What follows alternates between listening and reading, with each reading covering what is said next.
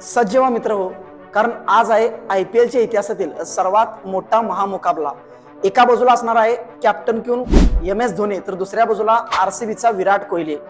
आजचा हा सामना ठरवणार आहे की या सीझन मधला महेंद्रसिंग धोनीचा हा शेवटचा सामना एका विजयाने होणार का पराजयाने। हा सामना ठरवणार की रॉयल चॅलेंजर्स बेंगळुरू या IPL सीझन मधील सर्वात ग्रेटेस्ट कमबॅक करणारी टीमचा इतिहास रचणार का। ज्या गोष्टीची वाट RCB टीम आणि RCB फॅन गेली 16 वर्ष करतायत की ई साला कप नमदे, ई साला कप नमदे, काय त्याचं परिवर्तन ई साला कप नमदू मध्ये होईल का।